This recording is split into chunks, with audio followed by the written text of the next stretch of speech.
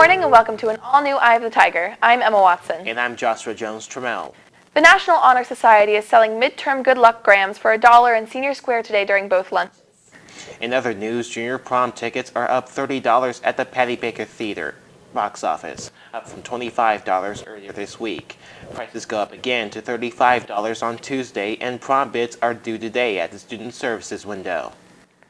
The statewide mask mandate lifts tonight. Eye of the Tiger's Carson Moore went out to ask Roseville High School their opinions. What do you think about the mask mandate for students being lifted at school? The mask, I kind of like it.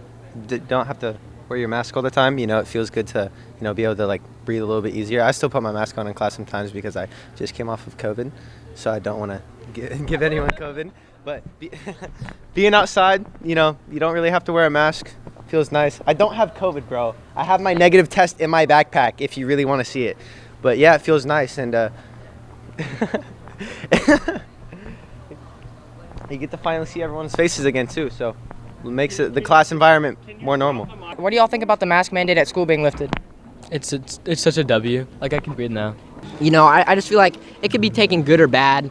The good is that we're finally getting back to a little bit of a normal, and the bad is that some people's families might be compromised, so it may impose something pretty bad on them. I feel like that there's some cons and pros. I feel like people, teachers, they will probably have to be 6 feet away because the students are wearing a mask. And the pro is that we don't have to wear a mask at all in classes. I think it's interesting because we've had it going on for so long now. I mean, even in middle school. And, I think it's a really big step forward.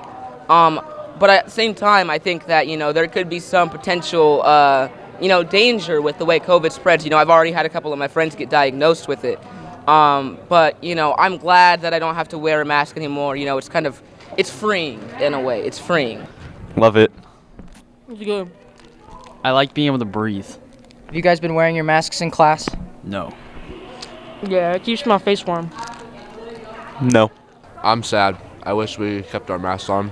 So have you been wearing your mask in class? Two actually. 2 masks. Have you been wearing your mask in class? I have not. I've been enjoying the new choices that we have. Most classes, yeah. But sometimes I take it off just to give myself a little bit of breather and drink some water. I think it's good to have a choice, I think it's a healthy thing to start coming back. I mean, as a student teacher, I'm very excited. This is the first time as a teacher I've been able to see the students' faces. So I'm proud of that aspect of it, yeah. What do you think about it from a teacher standpoint, having to keep them on? Well, I think there's an inherent risk when, we start becoming unmasked, not just with COVID, but with various other viruses and sicknesses going around. I think our immune systems are probably going to be more susceptible as well, so we got to be careful and just be safe, wash our hands a lot, and all that stuff, yeah. I can't wait till we can take ours off. Thanks, Carson. And now we go over to Jackson Hooker with sports. Thanks, Emma. Today for sports, we go into new RHS sport and cover any sports action you've missed this week.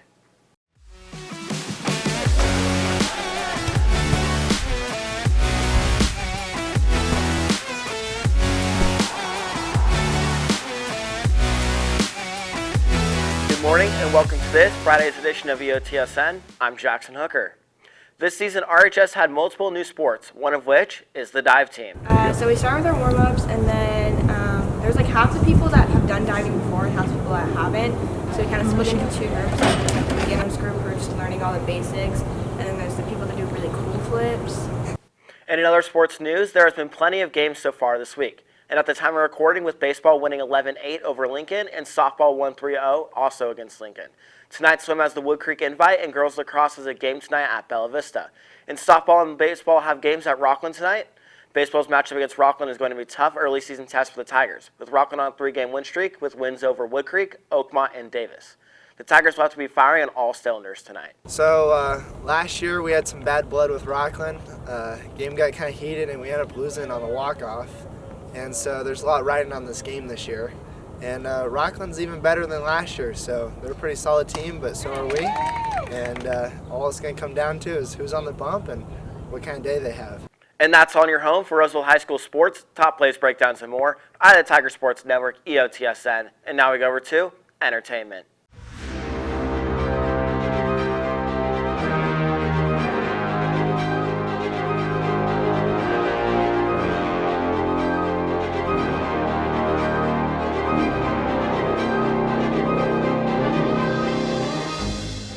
Thanks, Jackson. With the new Batman movie releasing last week, people have done nothing but compare it to The Dark Knight. Both movies were fantastic with great actors, layered plots, and amazing cinematography.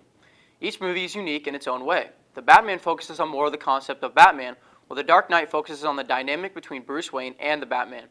In The Dark Knight, Bruce Wayne is a very confident socialite billionaire, while on the contrary, in The Batman, Bruce Wayne is more of a hermit and only really leaves his home to be the Batman.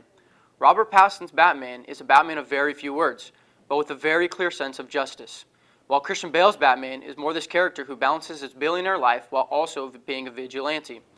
Both movies had two outstanding villains, with Heath Ledger's Joker in The Dark Knight and Paul Dano's Riddler in The Batman. I'm still choosing The Dark Knight over Batman because there is a nice balance between Bruce Wayne and Batman, while Joker and Two-Face team up against The Dark Knight. In other entertainment news, the new Kenobi trailer was released and the show looks promising.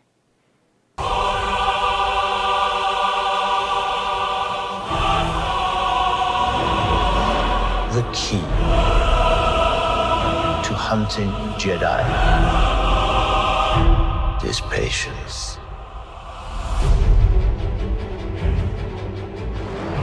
Jedi cannot help what they are. Their compassion leaves a trail. The Jedi Code is like an itch. He cannot help it. Where is he? I'm extremely excited to see what Disney has to offer with this new show. And now we go back to news. Thanks, Chris. One senior has a job that is really engaging. We go to Rocky Moffat for more on the story. For some, a wedding can be the best day of your life, but it takes some people like senior Denise Sharma to make it special.